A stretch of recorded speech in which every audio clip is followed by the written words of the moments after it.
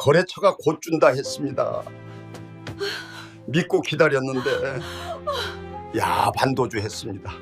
집사람이 물었습니다. 여보, 요즘 왜 이렇게 일이 없어? 저는 대답을 못했습니다. 4억을 떼었다는 말이 입에서 안 나왔습니다. 그냥 경기가 안 좋아서 그래라고만 했습니다. 32년 같이 산 사람한테 거짓말을 했습니다. 부엌에서 설거지하던 집사람의 등이 보였습니다. 어깨가 예전보다 많이 좁아졌습니다. 허리도 굽었습니다. 저 사람도 늙었구나. 문득 그런 생각이 들었습니다. 나랑 같이 고생하느라 저렇게 늙은 겁니다. 저 올해 68입니다. 크레인 기사로 32년 살았습니다. 전성기 때는 장비 4대의 직원 6명이었습니다. 월 2천만 원 이상 벌었습니다. 동네에서 장비 사장님이라고 불렸습니다. 마트 가면 사람들이 먼저 인사했습니다. 명절 때는 선물 보내오는 거래처가 줄을 섰습니다. 그때는 자부심이 있었습니다. 근데 지금요. 지금 통장에 20만 원도 없습니다. 정확히 말하면 19만 3천 원입니다. 지난달 일한 날이 3번입니다. 번 돈에서 기름값 빼고 보험료 빼면 손에 쥐는 게 없습니다. 먹고 살 돈도 빠듯합니다. 거래처 건설사들이 다 쓰러졌습니다. 미분양 아파트가 눈덩이처럼 불어나면서 공사 대금을 못 주겠다고 했습니다. 기다리라고 했습니다. 곧 준다고 했습니다. 기다렸더니 부도가 났습니다. 4억입니다. 4억 원이요. 32년 동안 모은 돈보다 더 큰 돈이 한순간에 날아갔습니다. 밤마다 천장을 봅니다. 잠이 안 옵니다. 눈을 감으면 숫자가 떠오릅니다. 7천만 원, 8,500만 원, 1억 2천만 원, 5,300만 원.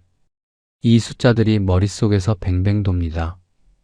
새벽 3시에 일어나서 거실에 앉아 있습니다. 담배도 끊었는데 담배 생각이 납니다.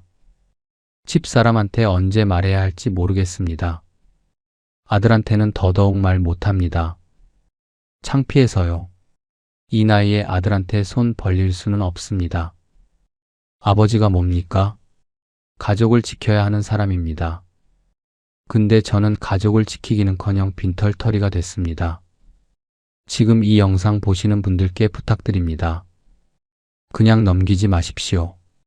저 같은 사람이 또 생기지 않게 제 사연을 끝까지 들어주십시오. 혹시 건설업 하시는 분, 중장비 하시는 분, 거래처 믿고 외상으로 일하시는 분 계시면 제발 끝까지 들으십시오. 제가 어디서 잘못됐는지, 어떻게 이 지경이 됐는지 다 말씀드리겠습니다. 가족 생각하시면 댓글이라도 남겨주십시오. 누군가의 방패막이가 됩니다. 이 영상 그냥 넘기시면 언젠가 후회하실 수 있습니다. 저처럼요. 시작하겠습니다. 크레인을 처음 잡던 날, 1992년 봄이었습니다. 4월 초였던 걸로 기억합니다.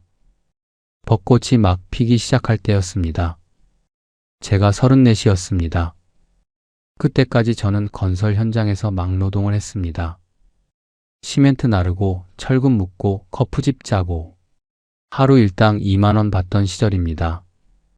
새벽 5시에 일어나서 현장 가고 저녁 7시에 집에 오면 온몸이 부서지는 것 같았습니다.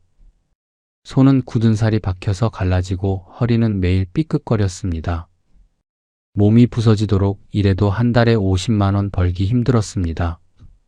집에 가면 집사람이 밥상 차려놓고 기다렸습니다. 아들이 초등학교 3학년, 딸이 유치원 다닐 때였습니다. 아이들 얼굴 보면 피곤해도 웃음이 났습니다. 근데 한편으로는 불안했습니다. 이 몸으로 언제까지 일할 수 있을까? 40되면? 50되면? 그때도 이렇게 시멘트 나를 수 있을까? 그런 생각이 머릿속을 떠나지 않았습니다. 그러던 어느 날이었습니다. 경기도 안산 반월공단 옆 현장이었습니다. 공장 증축 공사였는데 규모가 꽤 컸습니다.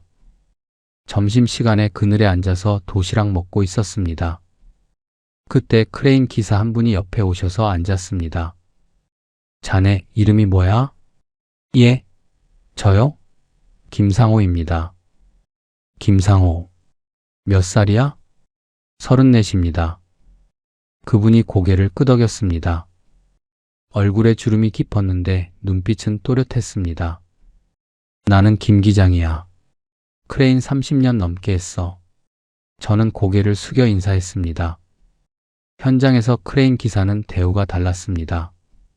막노동꾼이랑은 급이 다르다고들 했습니다.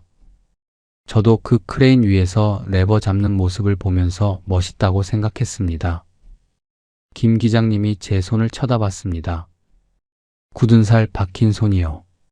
자네 힘 좋고 눈썰미 있는 것 같은데. 내가 며칠 지켜봤어. 일 빠릿빠릿하게 하더라고. 아, 예. 감사합니다.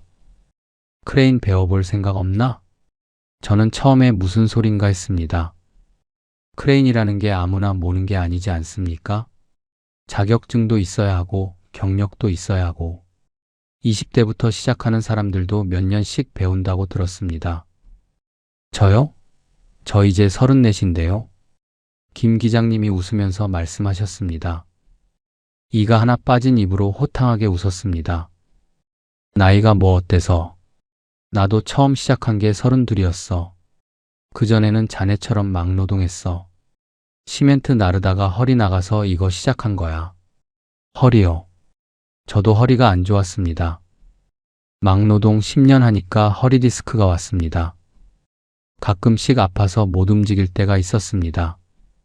그럴 때마다 집사람이 파스 발라주면서 한숨을 쉬었습니다. 김 기장님이 말을 이었습니다. 이 일이 뭐가 좋은 줄 알아? 몸 안 쓰고 머리 쓰는 거야. 레버 하나로 수십 톤을 움직여. 근데 섬세해야 해. 바보는 못해. 나이 들어서도 할 수 있어. 나 60 넘었는데 아직 현역이야. 그 말이 귀에 꽂혔습니다. 나이 들어서도 할 수 있어. 60까지, 70까지 일할 수 있다는 게 얼마나 큰 건지 그때는 정확히 몰랐습니다. 지금은 압니다. 그게 얼마나 귀한 건지. 그날 저녁 집에 가서 집사람한테 말했습니다. 저녁상 앞에 앉아서요. 국이 김이 모락모락 나고 있었습니다. 여보, 나 크레인 배워보려고. 집사람이 국 뜨던 손을 멈추고 저를 쳐다봤습니다. 크레인? 그거 아무나 하는 거 아니잖아. 근데 현장에서 선배분이 배워보라고 하시더라고. 가르쳐 주신다고. 집사람 표정이 복잡해졌습니다. 기대 반, 걱정 반이었습니다. 당신 나이에 새로 뭘 배워? 그냥 하던 거나 해. 괜히 욕심 부리다가 다치면 어떡해. 저도 그 말에 잠깐 흔들렸습니다. 맞는 말이었습니다. 새로운 거 배우다가 실패하면 어쩌나. 그동안 생활비는 어떻게 하나. 아이들 학교 보내야 하는데. 근데 김 기장님 말이 자꾸 떠올랐습니다. 나이 들어서도 할 수 있어. 저는 50까지, 60까지 시멘트 나를 자신이 없었습니다. 허리가 버틸 수 없을 것 같았습니다. 지금 안 바꾸면 평생 이렇게 사는 겁니다. 나 해볼게. 일과 후에 배우는 거니까 생활비는 걱정 마. 집사람이 한숨을 쉬었습니다. 근데 반대는 안 했습니다. 그 한숨이 알았어 해봐라는 뜻인 걸 저는 알았습니다. 다음 날부터 김 기장님한테 크레인 배우기 시작했습니다. 현장 끝나고 저녁마다 한두 시간씩 연습했습니다. 해가 질 때까지 크레인 위에 올라가서 레버 만졌습니다. 처음에는 아무것도 몰랐습니다. 레버가 왜 이렇게 많은지, 이 버튼은 뭔지, 저 계기판은 뭘 보는 건지 김 기장님이 하나하나 알려줬습니다. 이게 붐대 올리는 거야. 천천히 당겨. 확 당기면 흔들려. 이건 회전이야. 오른쪽으로 돌릴 때는 이쪽, 왼쪽은 이쪽. 하중 계산 못하면 뒤집어져. 계산 항상 해야 해. 크레인이라는 게 보기엔 단순해 보여도 실제로 해보면 섬세한 작업입니다. 무거운 철골을 들어서 정확한 위치에 내려놓아야 합니다. 1cm만 삐끗해도 안 됩니다. 바람이 불면 흔들립니다. 조금만 삐끗해도 사고 납니다. 사람 목숨이 달린 일입니다. 처음 혼자 레버 잡았을 때 손이 떨렸습니다. 80kg짜리 철골을 들어 올리는데 땀이 비 오듯 흘렀습니다. 집중하느라 숨도 제대로 못 쉬었습니다. 근데 철골이 제가 원하는 위치에 딱 내려앉았을 때 그 기분은 말로 설명이 안 됩니다. 내가 해냈구나. 그 성취감이요. 저는 3개월 만에 기능사 자격증을 땄습니다. 필기시험 한 번에 붙고 실기시험도 한 번에 붙었습니다. 김 기장님이 놀랐습니다. 야, 자네 재능 있어. 보통 반년은 걸리는데. 그 말 한마디에 얼마나 힘이 났는지 모릅니다. 저 같은 막노동꾼한테 재능 있다고 해준 사람은 처음이었습니다. 자격증 따고 나서 바로 크레인 기사로 취직했습니다. 다른 현장이었습니다. 일당이 막노동의 2배가 됐습니다. 하루에 4만 원, 한 달에 100만 원 넘게 벌었습니다. 그때는 그게 큰 돈이었습니다. 집사람 표정이 밝아졌습니다. 아이들한테 간식도 더 사줄 수 있었습니다. 첫 월급 타던 날 기억납니다. 120만 원이었습니다. 봉투에 현금으로 받았습니다. 두툼한 봉투를 손에 쥐니까 실감이 났습니다. 내가 해냈구나. 퇴근하고 집에 가는 길에 슈퍼마켓에 들렀습니다. 아들 좋아하는 불고기 버거, 딸 좋아하는 초코파이, 집사람 좋아하는 참외를 샀습니다. 비닐봉지 들고 집에 들어가니까 아이들이 뛰어왔습니다. 아빠, 이게 뭐야? 오늘 아빠 월급 탔다. 맛있는 거 사왔어. 아이들이 환호성을 질렀습니다. 집사람이 부엌에서 나와서 웃었습니다. 그 웃음이 아직도 눈에 선합니다. 김 기장님은 1996년에 은퇴하셨습니다. 65이 되던 해였습니다. 마지막 날 저한테 소주 한 잔 사주시면서 말씀하셨습니다. 포장마차 의자에 앉아서요. 따뜻한 어묵 국물이 김이 올랐습니다. 내가 본 후배 중에 자네가 제일 성실해. 손이 야물어. 나중에 장비 사서 사장해봐. 자네는 할 수 있어. 저는 소주잔을 들고 고개를 숙였습니다. 감사합니다. 기장님 덕분에 여기까지 왔습니다. 뭘? 자네가 노력한 거지. 앞으로 잘해봐. 저는 그 말을 가슴에 새겼습니다. 언젠가 내 장비를 갖겠다. 그게 목표가 됐습니다. 크레인 기사 생활 5년쯤 됐을 때였습니다. 제가 39이었습니다. 그동안 모은 돈이 3천만 원 정도 됐습니다. 적금 들고 아껴 쓰고 그렇게 모았습니다. 은행 대출 4천만 원 받아서 중고 크레인 한 대를 샀습니다. 7천만 원짜리였습니다. 12톤짜리 카고 크레인이었습니다. 계약서에 도장 찍던 날 손이 떨렸습니다. 7천만 원이 제 평생 만져본 가장 큰 돈이었습니다. 근데 설레기도 했습니다. 내 이름으로 된 장비가 생기는 거니까요. 장비 받는 날 경기도 군포에 있는 중고차 매매상에 갔습니다. 크레인이 주차장에 서 있었습니다. 노란색 페인트가 벗겨진 곳도 있고 녹슨 곳도 있었습니다. 근데 제 눈에는 그게 금덩어리처럼 보였습니다. 운전석에 앉아서 핸들을 잡았습니다. 시동을 걸었습니다. 엔진 소리가 쿵쿵 울렸습니다. 눈물이 날 것 같았습니다. 드디어 내 장비가 생겼구나. 이제 나도 사장이구나. 물론 시작은 힘들었습니다.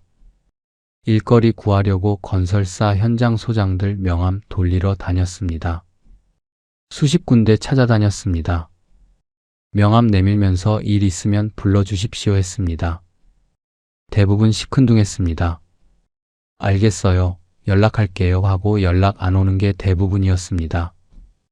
전화 기다리면서 마음 졸였습니다.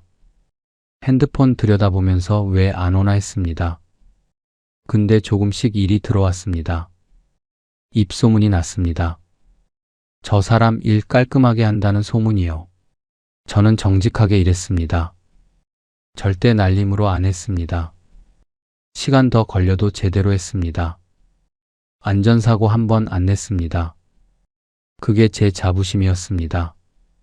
그렇게 2년이 지났습니다. 대출 다 갚고 장비 2대로 늘렸습니다. 직원도 1명 썼습니다. 2000년도에 접어들면서 건설 경기가 좋아지기 시작했습니다. 분당 신도시 이후로 수도권 개발이 쏟아졌습니다. 일이 넘쳤습니다. 전화가 하루에 대여섯 통씩 왔습니다. 그때부터였습니다. 제 인생의 전성기가 시작된 게요. 전성기 월 2천만 원 시대. 2004년입니다. 제가 46이 됐습니다. 그때 저는 장비 4대에 직원 6명을 거느린 장비 사장님이었습니다. 크레인 2대, 스카이 1대, 고소작업차 1대. 현장마다 필요한 장비가 달라서 종류를 늘렸습니다. 직원들은 다 젊은 친구들이었습니다. 30대 초중반이요. 제가 기술 가르쳐 줬습니다. 김 기장님이 저한테 해줬듯이요. 아침 6시에 일어났습니다. 눈 뜨자마자 핸드폰부터 확인했습니다. 밤사이에 온 문자가 있나, 부재중 전화가 있나. 그 다음에 현장 배치표 확인하고 직원들한테 전화 돌렸습니다. 야, 오늘 너는 화성 가고 내가 평택 가라. 나는 수원 간다. 직원들 배치 끝나면 저도 장비 몰고 현장 나갔습니다. 운전석에 앉아서 라디오 틀고 커피 마시면서 갔습니다. 새벽 공기가 차가웠는데 그게 좋았습니다. 오늘도 일할 수 있다는 게요. 현장에서는 정신없이 일했습니다. 오전에 철골 작업하고 점심 먹고 오후에 또 작업하고 하루가 어떻게 가는지 몰랐습니다. 저녁 7시, 8시에 현장에서 빠졌습니다. 장비 세차하고 점검하고 집에 가면 밤 10시였습니다. 씻고 밥 먹으면 11시. 쓰러지듯이 잠들었습니다. 힘들었냐고요? 힘들었습니다. 몸은 지쳤습니다. 근데 통장 잔고가 불어나는 걸 보면 피로가 싹 풀렸습니다. 한 달에 2천만 원, 많을 때는 2,500만 원까지 벌었습니다. 직원 월급 주고 장비 유지비 빼고 세금 내고 나면 순수익이 1,000만 원은 남았습니다. 1,000만 원이요. 막노동하던 시절 생각하면 꿈만 같은 돈이었습니다. 그때 월 50만 원 벌면서 허리 아픈 걸 참았는데 지금은 월 2천만 원을 버는 사장입니다. 내 손으로 번 돈입니다. 누가 준 거 아닙니다. 그때 우리 집 분위기가 좋았습니다. 집사람이 맨날 웃었습니다. 예전에는 마트 가서 가격표 보고 고민했는데 그때는 그냥 장바구니에 넣었습니다. 고기도 자주 샀습니다.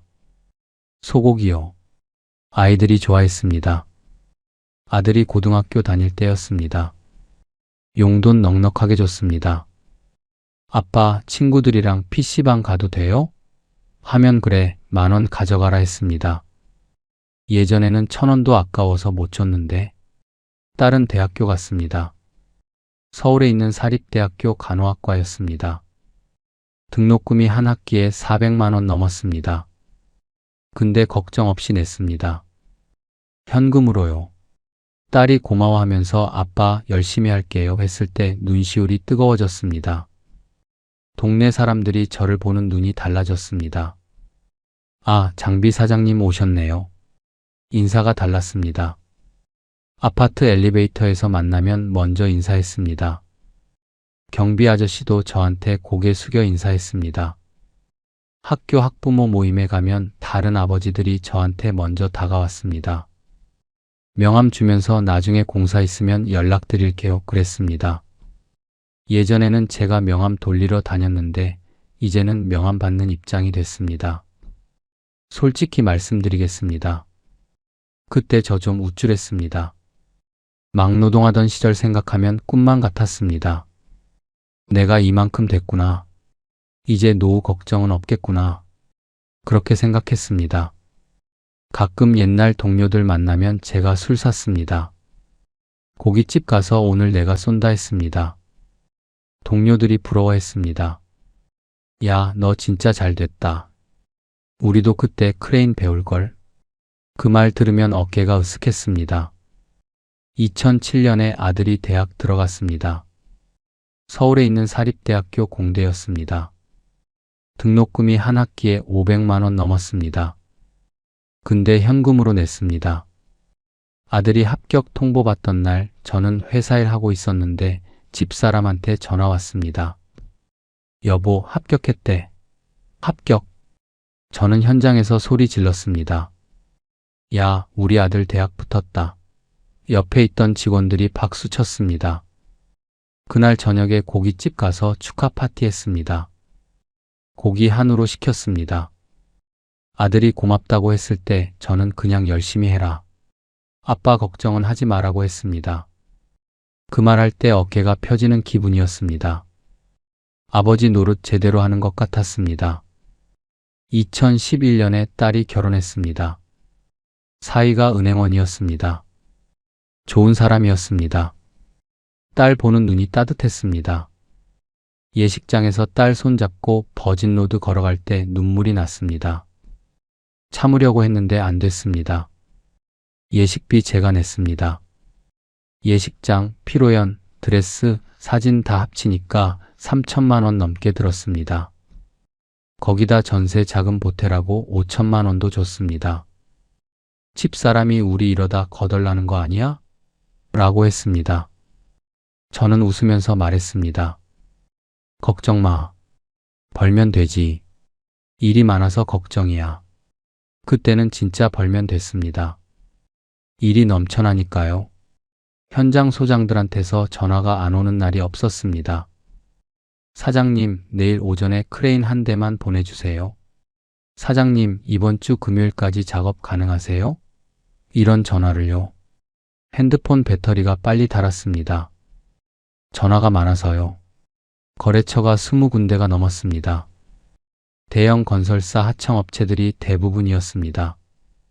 수도권뿐 아니라 대구, 부산, 광주 지방 현장까지 뛰었습니다. 장비 실어서 지방 내려가는 날이면 새벽 3시에 출발했습니다. 고속도로 달리면서 컵라면 먹었습니다. 힘들었지만 보람 있었습니다.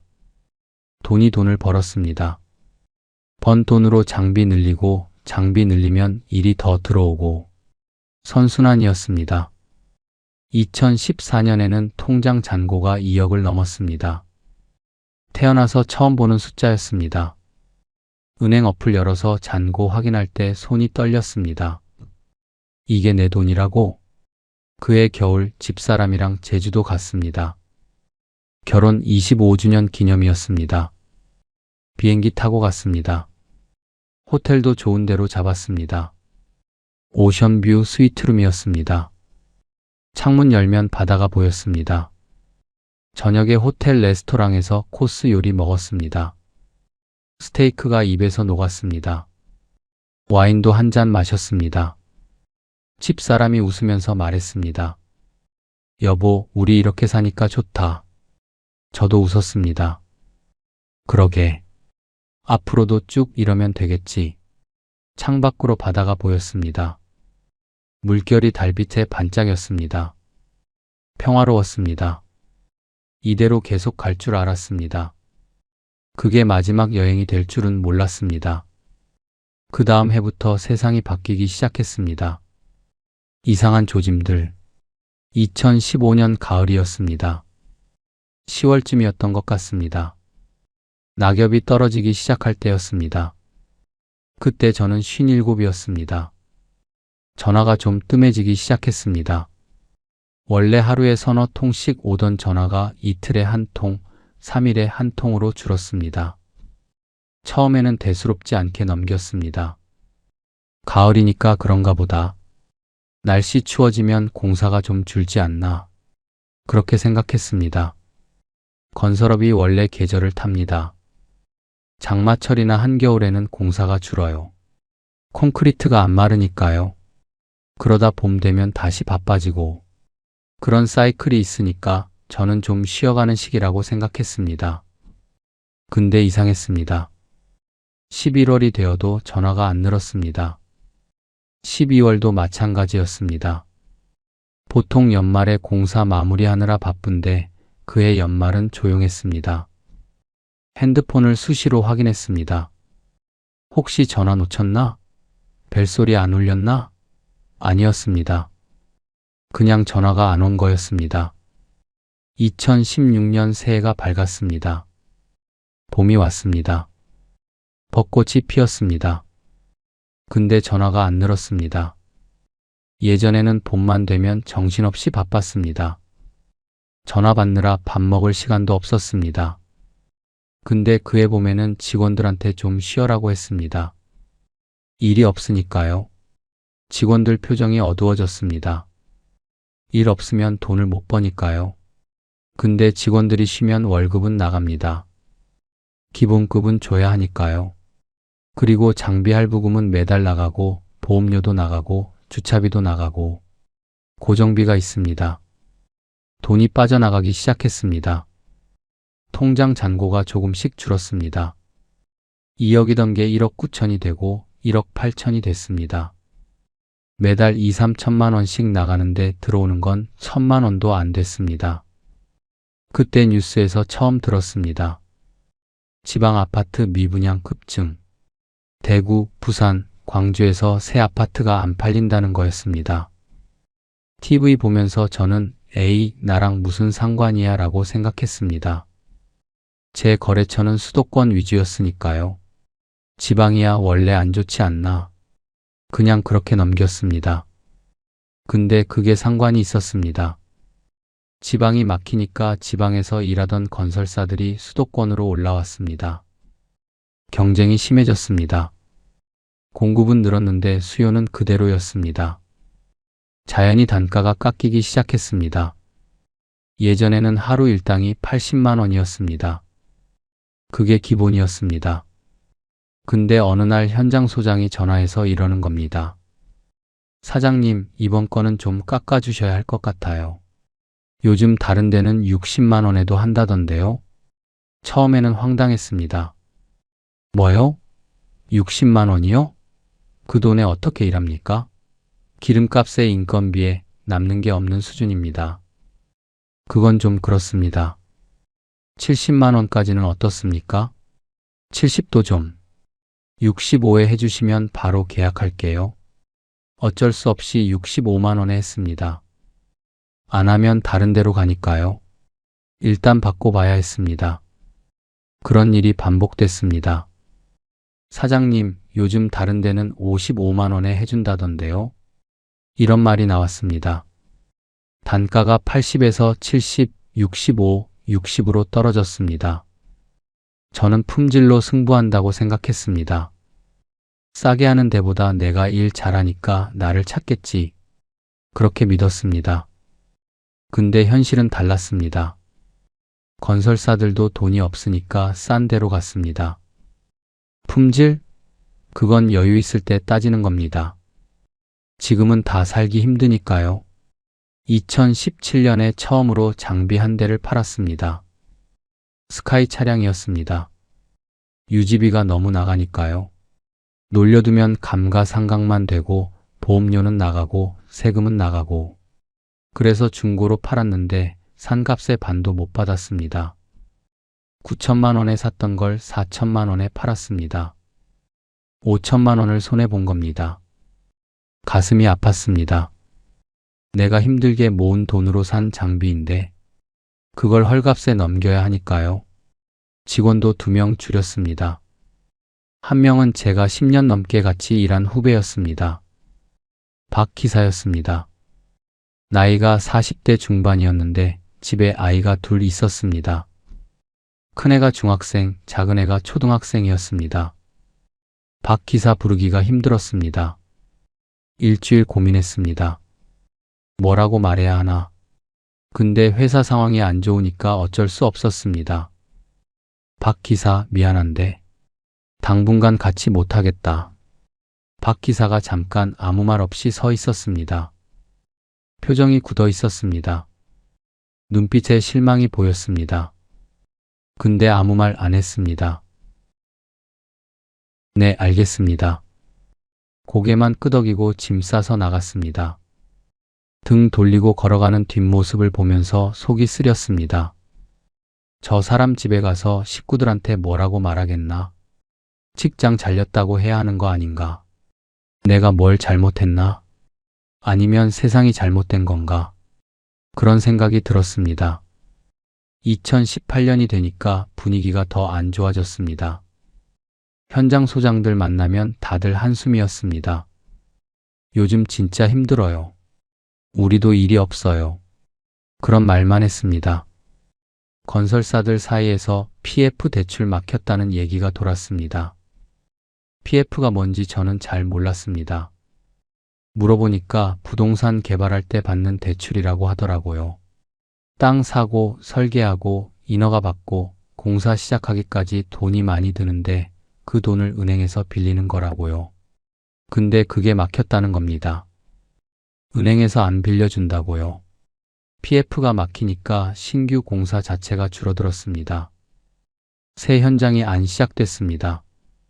기존 현장만 겨우겨우 돌아가는 상황이었습니다.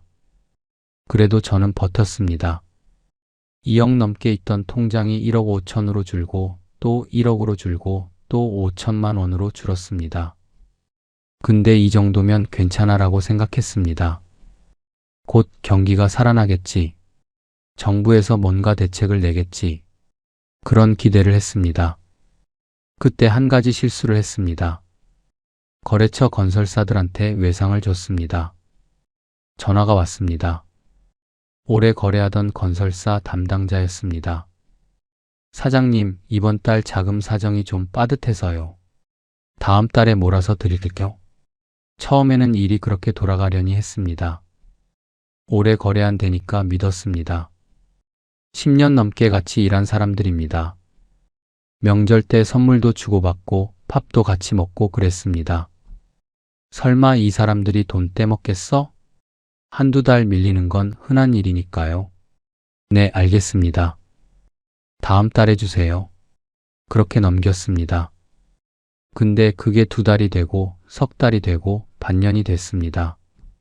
물어보면 조금만 더 기다려주세요. 곧 들어옵니다. 그 말만 반복했습니다. 2019년 봄에 제가 떼인 외상값이 5천만 원이 넘었습니다. 여러 거래처에서 조금씩 밀린 게 쌓인 겁니다. 그때도 저는 받을 수 있겠지라고 생각했습니다. 사장님들이 곧 준다고 했으니까요. 지금 생각하면 그때 손절했어야 합니다. 더 늦기 전에 채권 신청을 하든가 법적으로 움직이든가 했어야 합니다. 근데 저는 그러지 못했습니다. 정이 있었습니다. 오래 일한 사람들한테 법적으로 대응한다는 게 쉽지 않았습니다. 그 사람들도 힘든 건 마찬가지 아닌가? 조금만 더 기다리면 되지 않을까? 그런 생각을 했습니다. 그 사이에 미분양은 계속 늘어났습니다. 대구, 부산만 그런 게 아니라 경기도 외곽까지 미분양이 쌓였습니다. 다 지어놓고 주인 없는 아파트가 수만 채라는 기사를 봤습니다. 불 꺼진 아파트 사진이 뉴스에 나왔습니다. 그게 저랑 무슨 상관인가 했는데 그게 다 상관이 있었습니다. 아파트가 안 팔리니까 건설사 돈이 안 돕니다. 건설사 돈이 안 도니까 하청업체한테 공사비를 안 줍니다. 하청업체가 안 받으니까 우리 같은 장비업체한테 안 줍니다. 연쇄 반응이었습니다. 물이 위에서 아래로 흐르듯이 돈도 위에서 아래로 흐릅니다. 근데 위에서 막히니까 아래가 말라버린 겁니다. 밑에 있는 사람이 제일 먼저 죽는 구조였습니다. 2019년 가을 첫 번째 부도 소식을 들었습니다. 첫 번째 부도 2019년 9월이었습니다. 가을 바람이 불기 시작할 때였습니다. 금요일 저녁이었습니다. 집에서 TV 보고 있었는데 뉴스 속보가 떴습니다. 충북에 있는 중견 건설사가 법정 관리를 신청했다고요. 화면에 회사 건물이 나왔습니다. 로고가 보였습니다. 그 이름을 보는 순간 심장이 철렁 내려앉았습니다. 거기가 제 거래처 중 하나였습니다. 리모컨을 든 손이 굳어졌습니다. 집사람이 왜 그래? 라고 물었는데 대답을 못했습니다. 머릿속이 하얘졌습니다. 그 건설사한테 못 받은 돈이 7천만 원이었습니다. TV 끄고 바로 핸드폰 들었습니다. 담당자한테 전화했습니다. 신호가 갔습니다. 한 번, 두 번, 세 번, 네 번. 안 받았습니다. 문자 보냈습니다. 담당자님, 뉴스 봤는데요. 전화 좀 주세요. 답이 없었습니다. 토요일 아침에 다시 전화했습니다. 역시 안 받았습니다. 일요일에도 월요일에도 안 받았습니다. 핸드폰 들여다보면서 왜 안 받나, 왜 연락이 없나 속이 탔습니다. 화요일 오후에 겨우 연락이 됐습니다. 신호음 3번 만에 받았습니다. 담당자 목소리가 기어 들어갔습니다. 평소에 밝던 사람이었는데 그날은 완전히 다른 사람 같았습니다. 사장님, 죄송합니다. 저도 어제 출근하니까 회사 문이 잠겨 있더라고요. 순간 귀를 의심했습니다. 뭐라고요? 문이 잠겨 있어요? 예. 대표님이 법정 관리 신청하고 연락이 안 됩니다. 저희도 월급 석 달째 못 받았어요. 회사 계좌가 다 묶여서 아무것도 못해요. 저는 한참 아무 말도 못했습니다. 전화기를 든 채로 멍하니 서 있었습니다. 집사람이 부엌에서 나와서 저를 쳐다봤습니다. 여보, 왜 그래? 무슨 일이야? 물었는데 저는 대답을 못했습니다. 전화 끊고 나서 소파에 주저앉았습니다. 다리에 힘이 풀렸습니다. 7천만 원입니다. 그게 그냥 사라진 겁니다. 법정 관리가 뭔지 아십니까? 회사가 부도 위기에 처하면 법원이 관리를 하는 겁니다. 채권자들이 돈 받으려고 난리치는 걸 일단 막고 회사를 살릴 수 있나 검토하는 거예요. 근데 이 과정에서 채권 순위라는 게 있습니다. 은행이 1순위, 세금이 그 다음, 직원 월급이 그 다음. 우리 같은 영세업체 미수금은 제일 후순위입니다. 후순위가 뭔 뜻인지 아십니까? 돈 받을 가능성이 거의 없다는 뜻입니다. 회사 자산 팔아서 앞순위 다 갚고 남으면 주는 건데 남는 경우가 거의 없습니다. 법정 관리 들어가면 10중 8구는 못 받습니다. 그날 밤 잠을 못 잤습니다. 침대에 누워서 천장만 바라봤습니다. 집사람이 옆에서 자고 있었는데 뒤척이다가 깰까봐 조심했습니다. 일어나서 거실로 나왔습니다. 소파에 앉아서 어둠 속에 멍하니 있었습니다. 머릿속으로 계산했습니다. 통장에 남은 돈이 4천만 원. 거기서 이번 달 직원 월급 주고 장비 할부 내고 보험료 내면 남는 게 2천만 원도 안 됩니다. 그리고 아직 못 받은 외상이 다른 거래처들한테도 있습니다. 그것까지 떼이면 계산이 안 됐습니다. 숫자가 머릿속에서 뱅뱅 돌았습니다. 목이 막혔습니다. 숨이 제대로 안 쉬어졌습니다. 다음 날부터 다른 거래처들한테 연락했습니다. 혹시 밀린 거 이번에 좀 정리해 주실 수 있을까요? 대부분 비슷한 대답이었습니다. 지금 우리도 자금이 안 돌아서요. 좀만 더 기다려 주세요. 기다리라고요. 저는 이미 반년 넘게 기다렸습니다. 근데 또 기다리라고요.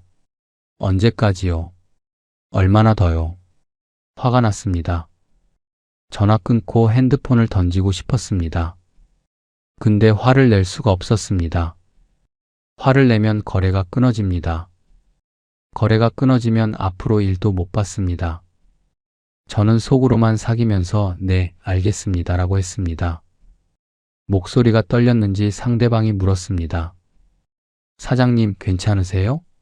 저는 네, 괜찮습니다라고 했습니다. 괜찮지 않았습니다. 전혀 괜찮지 않았습니다. 그 후로 석 달 동안 전전긍긍했습니다. 뉴스가 무서웠습니다. 또 어디가 부도났다는 소식이 나올까 봐요. 건설업 관련 기사만 보면 가슴이 두근거렸습니다. 심장이 벌렁벌렁 뛰었습니다. 뉴스 볼 때마다 건설사 이름을 확인했습니다. 내 거래처는 아니지? 다행히 아니다. 이번에는 넘어갔다. 그런 안도와 불안의 연속이었습니다. 2020년 새해가 밝았습니다. 설날에 집에서 가족들이랑 떡국 먹었습니다. 아들이랑 딸이랑 다 왔습니다. 웃고 떠드는데 저만 마음이 무거웠습니다. 웃음이 안 나왔습니다. 집사람이 여보, 왜 그렇게 말이 없어? 라고 했는데 저는 아니야, 피곤해서 그래라고 했습니다. 또 거짓말을 했습니다. 새해 계획? 없었습니다. 예전에는 올해는 장비 한 대 더 늘려야지 이런 계획이 있었습니다. 근데 그 해는 아무것도 없었습니다. 그냥 버티자. 그게 전부였습니다. 그러던 2020년 3월입니다. 코로나가 터졌습니다. 처음 뉴스에서 코로나 얘기 나왔을 때는 뭔가 했습니다. 중국에서 바이러스가 퍼진다고요. 우한이라는 도시에서 시작됐다고요. 저는 에이, 중국 얘기지. 우리랑 상관 있나라고 생각했습니다. 근데 그게 한 달도 안 돼서 한국에 들어왔습니다. 대구에서 확진자가 쏟아졌습니다. 전국이 난리가 났습니다. 마스크 사려고 줄 서고 손 세정제가 품절나고 세상이 뒤집어졌습니다. 건설업이랑 상관없을 줄 알았습니다. 공장 돌리는 것도 아니고 사람 많이 모이는 것도 아니고. 근데 그게 아니었습니다. 코로나 터지면서 세상 모든 게 멈췄습니다. 공사 현장도 멈췄습니다. 현장 폐쇄령이 내려왔습니다. 확진자 나오면 현장 전체가 2주씩 셧다운됐습니다. 수백 명이 일하는 현장이 한 명 때문에 다 멈추는 겁니다. 공사 기간이 늘어졌습니다. 기간이 늘어지면 비용이 늘어납니다. 건설사들은 더 쪼들렸습니다. 그 와중에 두 번째 부도 소식이 터졌습니다. 2020년 7월이었습니다. 이번에는 경기도에 있는 중소건설사였습니다. 거래한 지 8년 됐는데 거기도 부도 났습니다. 뉴스에서 먼저 봤습니다. 핸드폰에 뜬 알림으로요. 건설 법정관리 신청. 손이 떨렸습니다. 또야? 또 당하는 거야? 거기서 못 받은 돈이 8,500만 원이었습니다. 7천만 원 다음에 8,500만 원입니다. 두 번 합치면 1억 5,500만 원입니다. 이쯤 되니까 무감각해질 법도 한데 아니었습니다. 첫 번째보다 더 충격이 컸습니다. 두 번 연속으로 당하니까요. 내가 재수가 없는 건가 아니면 다 이러는 건가 싶었습니다. 알아보니까 다 그랬습니다. 장비하는 사람들, 자재 납품하는 사람들, 인테리어 하는 사람들 다 돈 못 받고 있었습니다. 저만 당하는 게 아니었습니다. 근데 그게 위안이 됩니까? 안 됩니다. 남들도 힘들다고 내 돈이 돌아오는 게 아닙니다. 내 통장은 텅 비어가고 있었습니다. 그해 여름은 덥고 습했습니다. 장마가 길었습니다. 비가 계속 왔습니다. 현장이 다 물에 잠겼습니다. 일이 더 없었습니다. 저는 집에서 TV만 봤습니다. 뉴스 보다가, 드라마 보다가, 또 뉴스 보다가. 집사람이 좀 나가서 바람 쐬고 와라고 했는데 나갈 기운이 없었습니다. 소파에 누워서 천장만 봤습니다. 뭔가 해야 하는데 뭘 해야 할지 모르겠었습니다. 머릿속에 안개가 낀 것 같았습니다. 생각이 안 됐습니다. 그냥 멍하니 있었습니다. 연쇄 붕괴. 2021년부터 2023년까지 그 3년이 지옥이었습니다. 코로나가 끝나면 좀 나아지겠지 했습니다. 사람들이 그랬습니다. 코로나만 끝나면 경기가 살아날 거라고요. 저도 그 말 믿었습니다. 조금만 더 버티면 된다. 조금만 더. 근데 코로나 끝나니까 더 나빠졌습니다. 2022년에 금리가 올랐습니다. 한국은행에서 기준금리를 올렸다고 뉴스에 나왔습니다. 처음에는 그게 저랑 무슨 상관인가 했습니다. 근데 상관이 있었습니다. 금리가 오르면 대출 이자가 올라갑니다. 건설사들이 빌린 돈 이자가 2배로 뛰었습니다.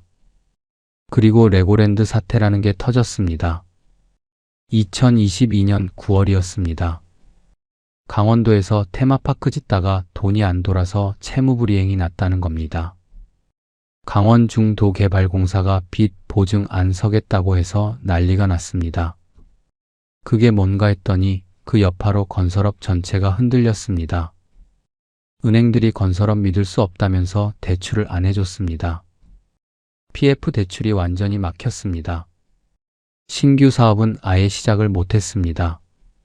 뉴스마다 건설업 위기, PF 폭탄, 미분양 급증 이런 말이 쏟아졌습니다. TV 틀면 맨날 그 얘기였습니다. 2022년 가을에 세 번째 거래처가 쓰러졌습니다. 대구에 있는 중견 건설사였습니다. 거기서 못 받은 돈이 1억 2천만 원이었습니다. 1억 2천만 원입니다. 전화 받고 다리에 힘이 풀려서 주저앉았습니다. 거실 바닥에 그냥 털썩 앉았습니다.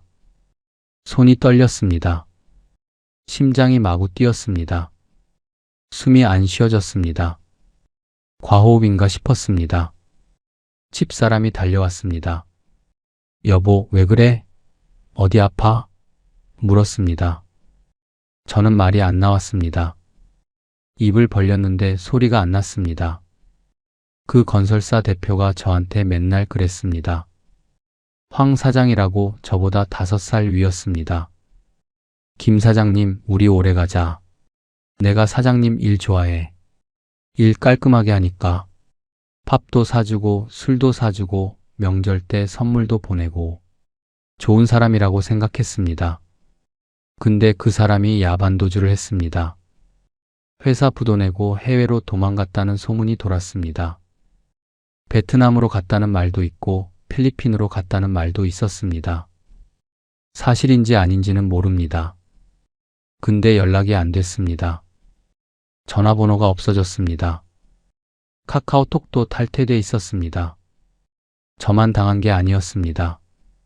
그 밑에서 일하던 하청업체 25군데가 다 돈을 못 받았습니다. 저는 그 중에 큰 축이었습니다. 피해자 모임이 만들어졌습니다. 누가 단체 카톡방을 만들었습니다. 20명 넘게 들어왔습니다. 매일 거기서 분노와 한탄이 쏟아졌습니다. 황 사장 그 XX 어디 있는지 아는 사람? 변호사 써봤자 소용없다던데. 회사 자산 다 빼돌렸대요. 우리는 뭘 믿고 일했나? 다 무력한 말들 뿐이었습니다. 저도 거기 들어가서 읽기만 했습니다. 뭐라고 써야 할지 몰랐습니다. 저는 그때 처음으로 집사람한테 말했습니다. 다 말한 건 아닙니다. 1억 2천만 원 떼인 건 말했습니다. 앞에 2번 떼인 건 아직 못 말했습니다. 말하면 집사람이 쓰러질 것 같았습니다. 거실 소파에 앉아서 말했습니다. 여보, 할 말이 있어. 집사람이 맞은편에 앉았습니다. 표정이 굳어 있었습니다. 뭔가 짐작한 것 같았습니다. 그 대구 건설사 있잖아. 거기서 돈 못 받게 됐어. 얼마? 1억 2천. 집사람 표정을 평생 잊지 못합니다. 눈이 커지더니 잠깐 멈췄습니다. 아무 말 없이 저를 쳐다봤습니다. 그러다가 눈이 점점 빨개졌습니다. 눈물이 떨어졌습니다. 볼을 타고 흘러내렸습니다. 말 한마디 없이 일어나서 방으로 들어갔습니다. 문을 쾅 닫았습니다. 저는 소파에 앉아서 한참 그대로 있었습니다. 움직일 수가 없었습니다. 미안해서, 창피해서, 방문 두드리고 싶었는데 손이 안 올라갔습니다. 그날 밤 저는 거실에서 잤습니다. 소파에 누워서 천장을 봤습니다. 잠이 안 왔습니다. 다음날 아침에 집사람이 나왔습니다. 얼굴이 퉁퉁 부어 있었습니다. 밤새 울었나 봅니다. 눈이 토끼처럼 빨갛습니다. 저한테 물었습니다. 목소리가 갈라져 있었습니다. 다른 건 없어요? 나한테 숨기는 거. 저는 잠깐 망설였습니다. 지금 다 말해야 하나? 7천만 원, 8,500만 원도 말해야 하나? 근데 집사람 얼굴을 보니까 도저히 말이 안 나왔습니다. 지금 이 상태에서 더 말하면 집사람이 진짜 쓰러질 것 같았습니다. 없어. 이거 하나야. 또 거짓말을 했습니다. 30년 넘게 산 사람한테 제 인생에서 가장 비겁한 순간이었습니다. 그 거짓말이 나중에 더 큰 문제가 됐습니다. 2023년에 네 번째 부도가 났습니다. 이번에는 경기도 평택에 있는 건설사였습니다. 거래한 지 5년 됐습니다. 거기 담당자가 착한 사람이었습니다.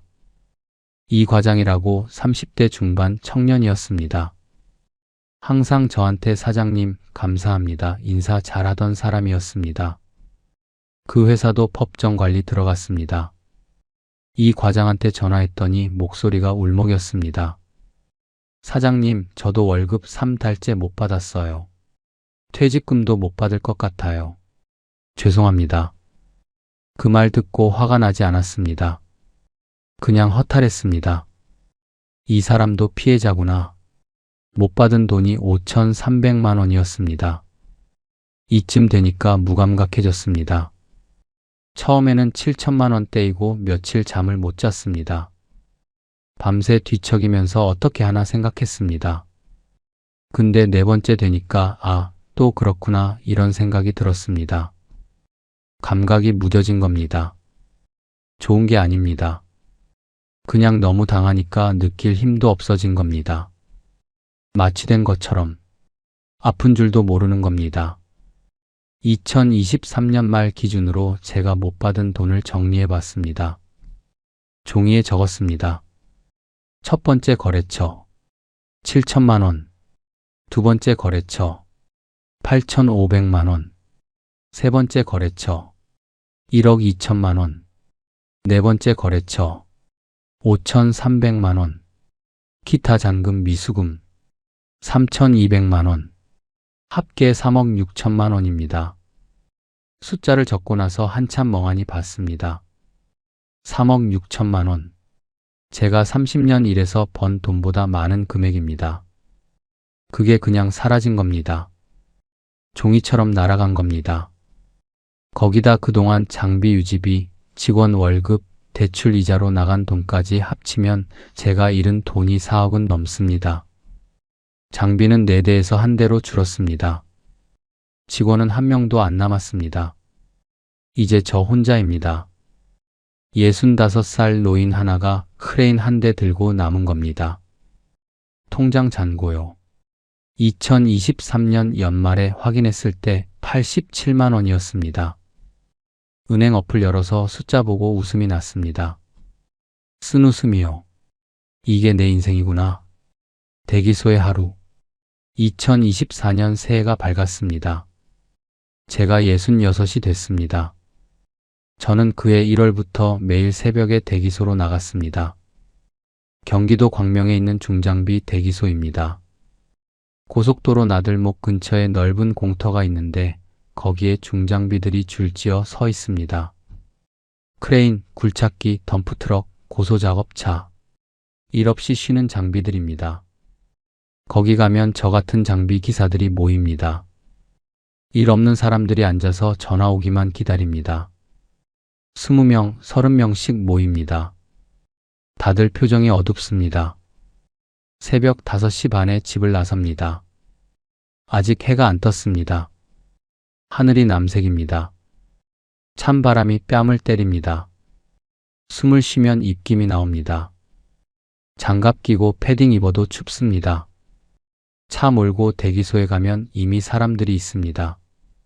70 넘은 어르신도 있고 50대 젊은 사람도 있습니다. 다들 차 안에 앉아서 히터 틀고 있거나 밖에 나와서 담배 피우고 있습니다. 저는 차에서 내려서 자판기로 갑니다. 300원짜리 커피 뽑습니다.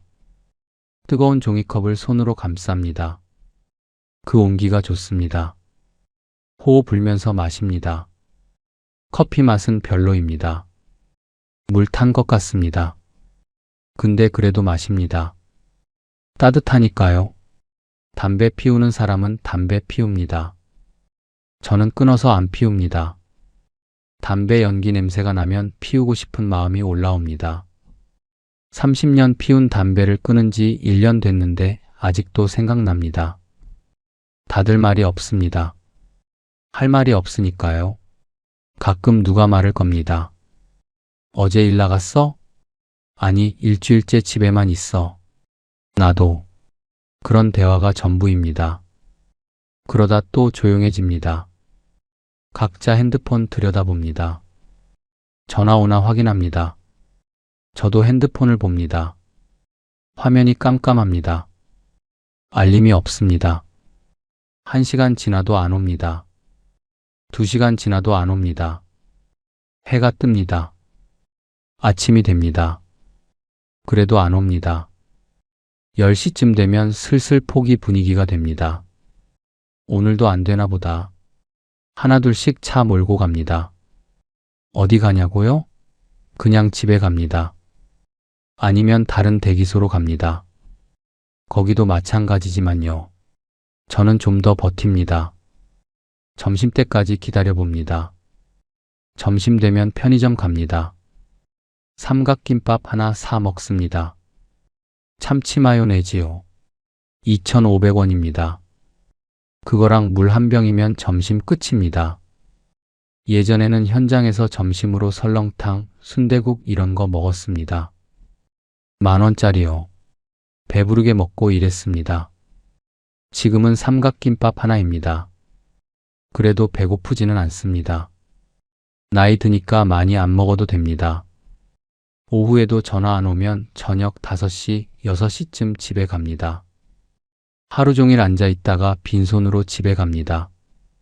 집사람이 물어봅니다. 오늘은 일 있었어? 저는 고개를 젓습니다. 아무 말 안 합니다. 집사람도 아무 말 안 합니다. 한숨만 쉽니다. 저녁 먹을 때도 말이 없습니다. 숟가락 소리만 납니다. TV 켜놓고 뉴스 봅니다. 근데 뭘 보는 건지 모르겠습니다. 화면만 지나갑니다. 식사 끝나면 집사람은 방으로 들어갑니다. 저는 거실에 앉아 있습니다. 핸드폰 충전하면서요. 내일은 전화 오겠지. 그 생각을 합니다. 그런 날이 반복됐습니다.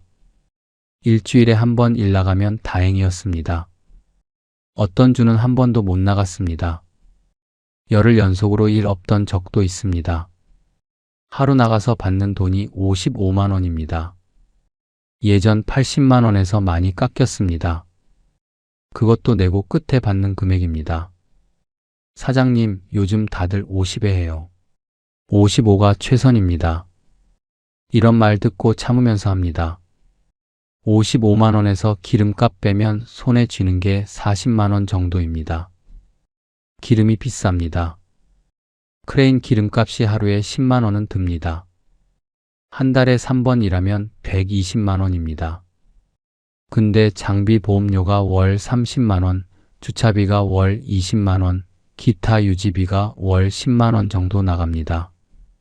다 빼면 60만 원 남습니다. 거기서 대출 이자 40만 원 내면 20만 원 남습니다. 20만 원으로 한 달을 살아야 합니다. 집사람이랑 둘이서요. 예전에는 외식도 했습니다. 한 달에 2~3번 고깃집, 중국집 갔습니다. 지금은 외식 안 합니다. 마트에서 할인 스티커 붙은 것만 삽니다. 저녁 8시, 9시에 유통기한 임박 상품 나오는 시간에 맞춰서 갑니다. 3,000원짜리 도시락이 1,500원에 나옵니다. 그거 사서 집에 옵니다. 집사람이랑 나눠 먹습니다. 반찬이 시들었지만 먹을 만합니다. 집사람이 예전에는 화장품도 사고 옷도 사고 그랬습니다. 백화점 세일하면 가서 쇼핑했습니다. 지금은 안 삽니다. 3년 된 옷 입고 다닙니다. 화장품은 다 쓰면 물 타서 씁니다. 썼던 걸 재활용하는 거예요. 저는 담배를 끊었습니다. 담배값 아끼려고요. 30년 피운 담배를 끊었습니다. 하루에 한 갑씩 피웠는데 한 갑에 5,000원입니다. 한 달이면 15만 원입니다. 그 돈이 아까웠습니다. 처음 2주는 미칠 것 같았습니다. 손이 떨렸습니다. 짜증이 났습니다. 집사람한테 괜히 화를 냈습니다. 밥이 왜 이래? 이런 식으로요. 집사람이 당신 왜 그래? 라고 했는데 저는 아무 말 안 하고 방에 들어갔습니다. 3주 지나니까 좀 나아졌습니다.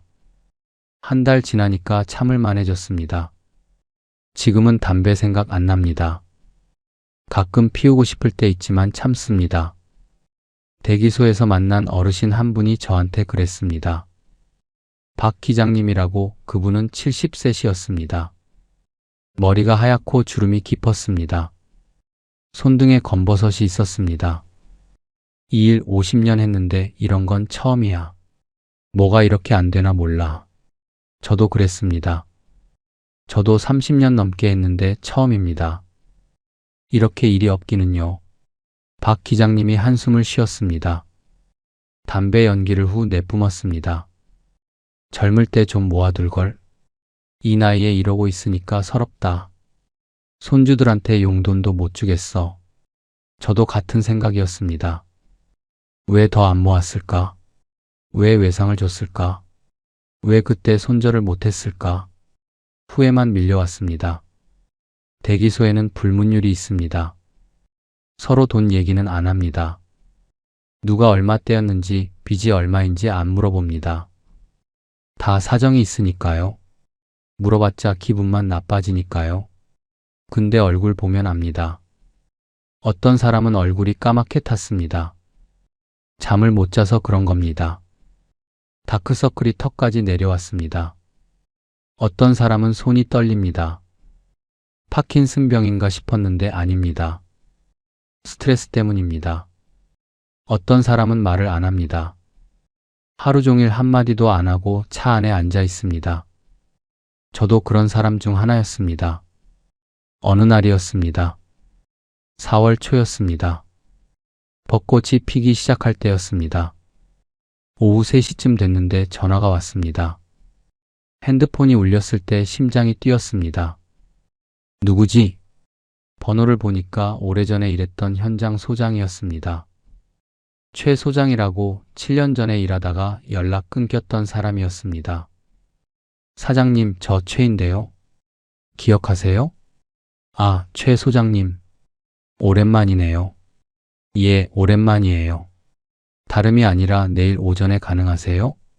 반나절 작업인데요. 저는 벌떡 일어났습니다. 차에 앉아 있다가 밖으로 나왔습니다. 네, 가능합니다. 어디예요? 화성 동탄입니다. 아파트 현장이에요. 가겠습니다. 몇 시까지요? 7시까지 오시면 됩니다. 전화 끊고 나서 저도 모르게 손을 모았습니다.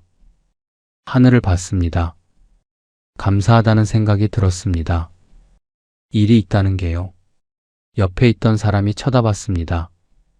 일 잡았어요? 물었습니다. 저는 고개를 끄덕였습니다. 그 사람이 좋겠네요 했습니다. 부러움이 섞인 목소리였습니다. 그날 밤 잠을 잘 잤습니다. 오랜만이었습니다. 새벽 4시에 눈이 떠졌는데 몸이 가벼웠습니다. 일할 곳이 있다는 게 이렇게 좋은 건지 몰랐습니다. 다음 날 새벽 4시 반에 출발했습니다. 아직 깜깜했습니다. 고속도로 달리면서 라디오 틀었습니다. 옛날 노래가 나왔습니다.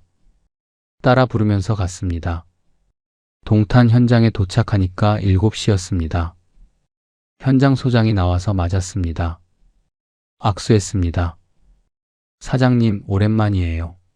얼굴 안 변하셨네요. 최 소장님도요. 반나절 일했습니다. 철골 작업이었습니다. 오전에 4시간 일하고 점심때 끝났습니다. 30만 원 받았습니다. 현금으로요. 봉투 받아서 세어봤습니다. 5만 원권 6장. 손에 쥐니까 실감이 났습니다. 일한 대가입니다. 내가 번 돈입니다. 기름값 빼면 20만 원 남는 겁니다. 근데 그 20만 원이 그렇게 소중할 수가 없었습니다. 집에 가서 집사람한테 봉투 줬습니다. 오늘 일당이야. 집사람이 봉투 받아서 열어봤습니다. 아무 말 안 했는데 눈가가 촉촉해지는 것 같았습니다. 무너지는 가정. 2024년 여름이었습니다. 6월쯤이었습니다. 장마가 시작되기 전이었습니다. 어느 날 집사람이 서류 뭉치를 들고 왔습니다. 우편함에서 꺼낸 것 같았습니다. 갈색 봉투에 은행 로고가 찍혀 있었습니다. 집사람 얼굴이 하얗게 질려 있었습니다. 이게 뭐야? 집사람이 서류를 테이블에 내려놓았습니다. 대출 연체 통보서였습니다. 독촉장이었습니다. 글씨가 빨간색으로 긴급, 최종 통보 이렇게 찍혀 있었습니다. 저는 아무 말도 못했습니다. 입이 안 열렸습니다. 제가 숨긴 게 있었습니다. 3억 6천만 원대인 것 외에 대출이 또 있었습니다. 장비 유지하려고 은행에서 3천만 원을 빌렸습니다. 2022년에 빌린 겁니다. 그때는 일이 다시 들어오면 갚을 수 있을 줄 알았습니다. 몇 달만 버티면 된다고 생각했습니다. 근데 일이 안 들어왔습니다. 이자가 쌓였습니다. 원금은커녕 이자도 못 내는 달이 생겼습니다. 연체가 시작됐습니다. 은행에서 독촉 전화가 왔습니다. 처음에는 받았는데 나중에는 안 받았습니다. 모른 척 했습니다. 그러다 보니까 이렇게 된 겁니다. 집사람이 서류를 들여다봤습니다. 손이 떨리고 있었습니다. 한 장 한 장 넘기면서 숫자를 봤습니다. 얼굴이 점점 굳어졌습니다. 당신 나한테 얼마나 숨긴 거야? 목소리가 낮았습니다. 화가 난 게 아니었습니다. 차갑게 식어 있었습니다. 그게 더 무서웠습니다. 저는 고개를 숙였습니다. 대답을 못했습니다. 뭐라고 해야 할지 몰랐습니다. 1억 2천만 원만 떼인 거 아니었어? 다른 것도 있었어? 결국 다 말했습니다. 앉아서 하나하나 말했습니다. 7천만 원 떼인 거, 8,500만 원 떼인 거, 1억 2천만 원 떼인 거, 5,300만 원 떼인 거, 기타 잔금 3,200만 원, 그리고 대출 3천만 원. 숫자를 말할 때마다 집사람 얼굴이 일그러졌습니다. 눈을 감았습니다. 주먹을 쥐었습니다. 다 말하고 나니까 방 안이 조용해졌습니다. 시계 초침 소리만 들렸습니다. 밖에서 차 지나가는 소리가 멀게 들렸습니다. 집사람이 한참 아무 말 없이 서 있었습니다. 그러다가 다리에 힘이 풀렸는지 주저앉았습니다. 바닥에 털썩 앉았습니다. 울지도 않았습니다. 그냥 멍하니 앉아 있었습니다. 눈이 초점을 잃은 것 같았습니다. 우리 노후자금 다 날아간 거야? 저는 고개를 끄덕였습니다. 이 집은? 이 집도 위험해? 저는 대답을 못했습니다. 솔직히 말하면 이 집도 담보로 잡혀 있습니다. 예전에 장비 늘릴 때 집 담보로 대출받았습니다. 그건 갚았습니다. 근데 또 빌렸습니다. 일이 안 되니까 생활비 충당하려고요. 아직 못 갚은 게 있습니다. 집사람이 일어나더니 방으로 들어갔습니다. 문을 쾅 닫았습니다. 그 소리가 귀에서 울렸습니다. 그날부터 집사람이랑 말을 거의 안 했습니다. 같은 집에 사는데 남처럼 지냈습니다. 밥은 같이 먹었습니다. 집사람이 밥을 차려놓으면 저도 와서 앉았습니다. 근데 말이 없었습니다. 숟가락 소리, 젓가락 소리만 났습니다. 식사 끝나면 집사람은 방으로 들어가고 저는 거실에 앉아 있었습니다. 밤에 잘 때도 따로 잤습니다. 집사람은 방에서 자고 저는 거실 소파에서 잤습니다. 소파가 짧아서 다리를 쭉 못 뻗었습니다. 허리가 아팠습니다. 근데 방에 들어갈 수가 없었습니다. 그게 한 달쯤 계속됐습니다. 어느 날 아들한테 전화가 왔습니다. 아들이 서울에서 직장 다니고 있습니다. IT 회사에서 개발자로 일합니다. 결혼해서 손주도 하나 있습니다. 아버지, 어머니한테 무슨 일 있어요? 왜? 어머니가 요즘 전화하면 맨날 우시더라고요. 제가 물어봐도 말 안 하시고 가슴이 찔렸습니다. 집사람이 아들한테 전화해서 운다는 겁니다. 저 모르게 낮에 제가 대기소가 있을 때 아들한테 전화해서 우나 봅니다. 아들이 말했습니다. 아버지, 혹시 돈 문제예요? 제가 도울 일 있으면 말씀하세요. 요즘 좀 여유 있어요. 저는 아니랴, 괜찮다고 했습니다. 목소리가 떨렸습니다. 참으려고 했는데 안 됐습니다. 아버지, 응, 괜찮아. 그냥 요즘 경기가 안 좋아서 그래. 어머니가 좀 걱정을 많이 해서 그런가 보다. 진짜 괜찮으세요? 제가 내려갈까요? 아니, 안 내려와도 돼. 바쁘잖아. 그냥 어머니한테 전화 자주 해라. 전화 끊고 한참 앉아 있었습니다. 아들한테 손 벌릴 수는 없습니다. 이 나이에 아들한테 돈 달라고 하면 제가 뭐가 됩니까? 아버지가 아들한테 손 벌리는 거, 그건 진짜 마지막이라고 생각했습니다. 근데 속으로는 생각했습니다. 이러다가 정말 아들한테 손 벌려야 하는 거 아닌가. 그 생각이 들었습니다. 부끄러웠습니다. 그해 가을 딸이 집에 왔습니다. 추석 때였습니다. 사위랑 손주 데리고요. 손주가 5살이었습니다. 여자애인데 이름이 서연이입니다. 눈이 맑고 웃음이 예뻤습니다. 할아버지, 서연이가 뛰어와서 안겼습니다. 안아 올렸습니다. 가볍습니다. 어린애 특유의 냄새가 났습니다. 비누 냄새, 우유 냄새. 손주 얼굴 보니까 반가웠습니다. 근데 한편으로는 비참했습니다. 예전에는 손주 오면 용돈도 주고 장난감도 사주고 그랬습니다. 백화점 가서 인형도 사주고 아이스크림도 사주고 지금은 아무것도 못 해줬습니다. 주머니가 텅 비어 있었습니다. 밥 먹을 때 딸이 눈치를 봤습니다. 뭔가 느꼈나 봅니다. 집안 분위기가 예전 같지 않으니까요. 부모가 말을 안 하니까요. 저녁 먹고 설거지할 때였습니다. 부엌에서 딸이랑 집사람이 뭐라고 얘기하는 소리가 들렸습니다. 저는 거실에서 서연이랑 놀고 있었습니다. 레고 블록 쌓으면서요. 근데 귀는 부엌 쪽으로 가 있었습니다. 엄마, 아빠 무슨 일 있어요? 엄마, 나한테 말해요. 도울 거 있으면 도울게요. 자세히는 못 들었지만 힘들다는 말이 들렸습니다. 집사람 목소리가 떨리는 게 들렸습니다. 딸이 괜찮아요, 괜찮아요 하는 것 같았습니다. 서연이가 할아버지 이거 봐요. 하면서 블록 쌓은 걸 보여줬습니다. 저는 웃어야 하는데 웃음이 안 나왔습니다. 억지로 웃었습니다. 잘했네, 우리 서연이. 딸이 떠나기 전에 저한테 봉투를 하나 줬습니다. 대문 앞에서요. 사위랑 서연이는 먼저 차에 타 있었습니다. 아버지 이거 받으세요. 갈색 봉투였습니다. 투툼했습니다. 열어보니까 현금이 들어 있었습니다. 5만 원권이 빼곡했습니다. 세어보니까 100만 원이었습니다. 저는 밀어냈습니다. 이거 왜 이래, 가져가. 너희도 쓸 데 있잖아. 딸이 고개를 저었습니다. 눈가가 빨갛습니다. 울었나 봅니다. 어머니한테 들었어요. 요즘 힘드시다고. 받으세요.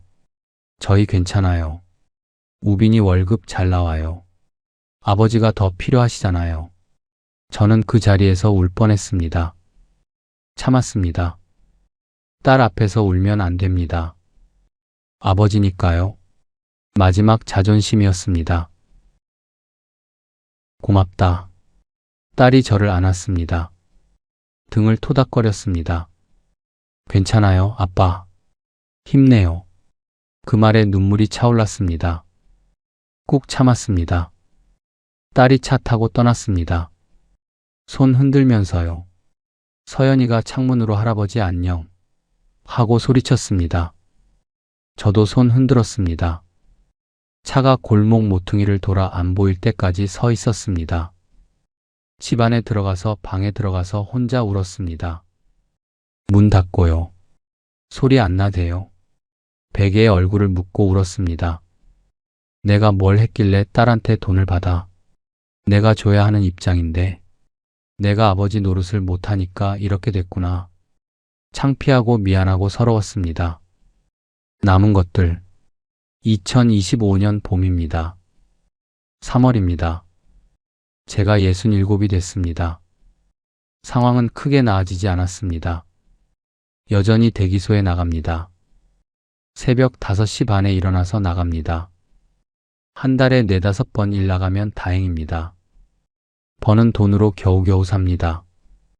대출은 신용회복위원회에 신청했습니다. 작년 가을에 했습니다. 상담사분이 친절했습니다. 제 사정을 다 들으시더니 사장님 힘드셨겠습니다라고 하셨습니다. 그 말에 울컥했습니다. 누가 그렇게 말해준 게 오랜만이었습니다. 이자 감면받고 분할 상환하기로 했습니다. 매달 40만 원씩 10년 동안 갚아야 합니다. 저 77까지 갚아야 합니다. 10년 동안요. 77까지 건강하게 살 수 있을지 모르겠습니다. 요즘 허리가 안 좋습니다. 무릎도 삐걱거립니다. 눈도 침침해졌습니다. 늙어간다는 게 느껴집니다. 근데 갚아야 합니다. 안 갚으면 집이 날아갑니다. 이 집이라도 지켜야 합니다. 집사람이랑 살 때가 있어야 하니까요. 집사람이랑은 다시 말을 합니다. 시간이 지나니까 조금씩 풀렸습니다. 작년 겨울에 집사람이 먼저 말을 걸었습니다. 여보, 밥 먹어요. 그 한마디가 그렇게 고마웠습니다. 완전히 예전 같지는 않습니다. 아직도 서먹한 부분이 있습니다. 근데 그래도 밥 먹으면서 이야기는 합니다.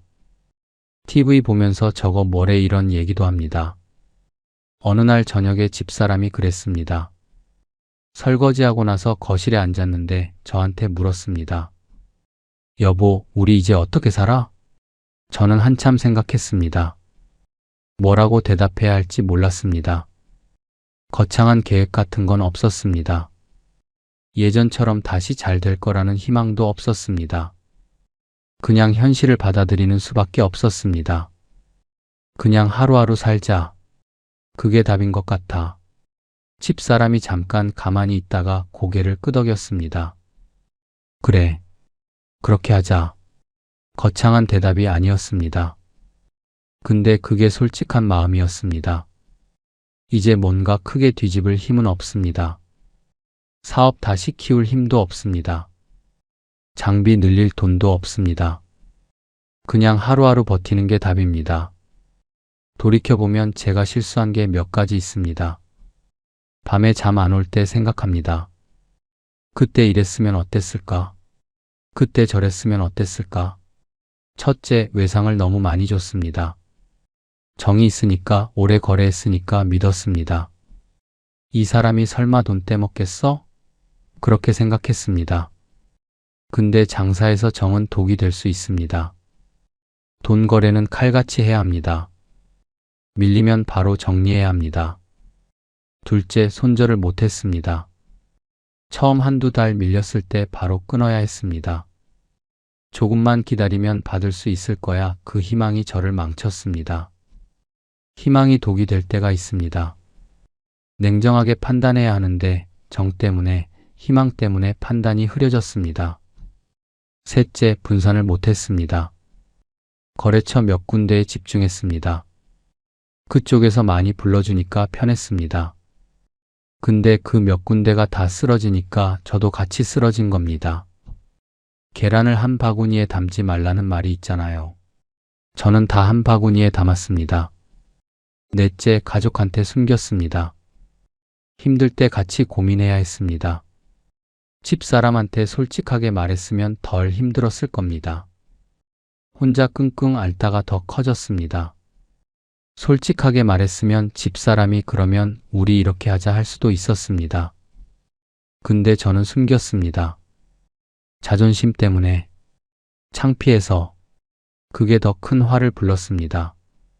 지금 이 영상 보시는 분들께 말씀드리고 싶습니다. 혹시 건설업 하시는 분, 장비 하시는 분, 외상으로 일하시는 분 계시면요. 제발 저처럼 되지 마십시오. 밀리면 바로 끊으십시오. 한두 달 밀리면 경고 신호입니다. 석 달 밀리면 빨간불입니다. 곧 준다는 말 믿지 마십시오. 준다는 사람이 진짜 줄 수 있으면 진작 줬습니다. 정 때문에 기다리지 마십시오. 그 정이 당신을 무너뜨립니다. 장사는 장사입니다. 정은 밥 먹을 때 나누는 겁니다. 돈 거래에서 정 섞으면 안 됩니다. 그리고 가족한테 숨기지 마십시오. 힘들면 힘들다고 말하십시오. 혼자 감당하려고 하면 더 무거워집니다. 가족은 함께 짊어지려고 있는 겁니다. 부끄러워하지 마십시오. 가족한테 솔직한 게 진짜 강한 겁니다. 저는 아직 일합니다. 새벽마다 대기소에 나갑니다. 전화 올 때까지 기다립니다. 전화 오면 감사하다고 생각하면서 현장에 갑니다. 예전만큼은 못 벌어도 그래도 일할 수 있다는 게 감사합니다. 두 다리로 걸을 수 있고 두 손으로 레버 잡을 수 있고 그게 감사합니다. 가끔 대기소에서 해지는 걸 봅니다. 하늘이 붉게 물들 때요. 예쁩니다. 그거 보면서 생각합니다. 오늘도 살아있네. 내일도 살겠네. 오늘도 살아있습니다. 내일도 살겠습니다. 그게 제가 할 수 있는 전부입니다. 여기까지 들어주셔서 감사합니다. 제 사연이 여러분께 작은 경고라도 됐으면 좋겠습니다. 저 같은 사람이 또 생기지 않으면 좋겠습니다. 이 영상 보시고 나도 조심해야겠다 한 번만 생각해 주시면 제가 이 사연 나눈 보람이 있습니다. 댓글로 한마디라도 남겨주시면 같은 처지에 있는 분들께 힘이 됩니다. 혼자가 아니라는 걸 느끼게 해주시는 겁니다. 구독과 좋아요도 부탁드립니다. 고맙습니다.